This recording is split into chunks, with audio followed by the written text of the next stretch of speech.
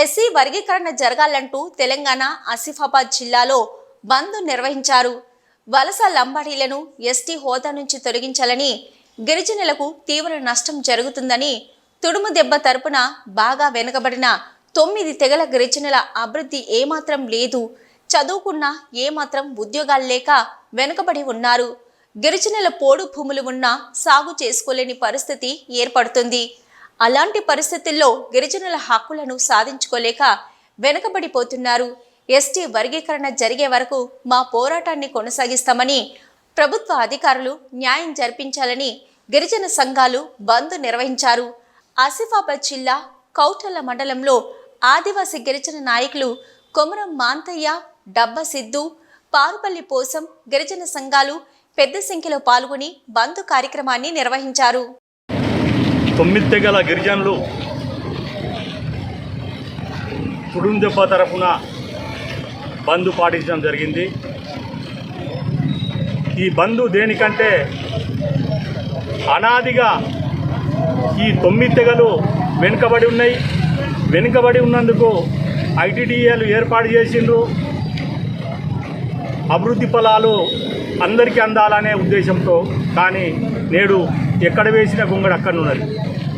ఎన్నో సమస్యలు, ఆదివాసులకు ఎన్నో సమస్యలతో వెనుకబడి ఉన్నారు. నేడు ఏ ప్రభుత్వం వచ్చి ఏం చేస్తుందో అని ఆశతో ఎదురు చూస్తున్న ఈ గిరిజనులకు ఒరిగింది ఏమీ లేదు. ఎందుకంటే నేడు పోడు భూముల వ్యవస్థ అనేది పోడు భూముల కోసం అనాదిగా కొట్లాడుతూ వస్తున్నారు. ఆ రోజు కుమరం భీం కూడా ఎన్నో భూమి కోసం, భుక్తి కోసం పోరాటం చేసిండు. నాటి నుండి నేటి వరకు పోడు భూముల సమస్య అనేది తీరలే. నేడు ఎక్కడనో పోడు భూములు కొట్టిందని, పోడు వ్యవసాయం చేస్తారని గిరిజనులని ఫారెస్ట్ అధికారులు తీసుకుపోయి బంధించి బట్టలు విప్పి కొట్టిన సందర్భాలు కూడా ఎన్నో ఉన్నాయి. పోరాట సమితి మేరకు రాష్ట్ర వ్యాప్తంగా, అదేవిధంగా గవర్నమెంట్ డిస్టిక్, ఉమ్మడి ఆదిలాబాద్ డిస్టిక్లో స్పెషల్గా ఏజెన్సీ ప్రాంతాలు ఉండడం వల్ల ఏజెన్సీ ప్రాంతంలో ఉన్న ప్రతి మండలాల్లో కూడా మెయిన్ ఏరియాలలో బంద్ అనేది పిలుపునివ్వడం జరిగింది.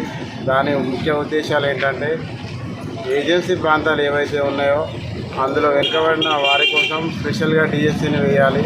అదేవిధంగా జీవో నెంబర్ 3ని ఇది వరకు రాష్ట్ర కేంద్ర ప్రభుత్వాలు రద్దు చేసిన దాన్ని వెంటనే అమల్లోకి తీసుకొచ్చి పునరుద్ధరణ చేయాలని. మరి ఇంకో విషయం ఏంటంటే, ఐటీడీఏలో బ్యాక్లాగ్లో ఉన్న పోస్టులని యథావిధిగా కంటిన్యూ చేయాలని. అదేవిధంగా ఇంతకుముందు ఏదైతే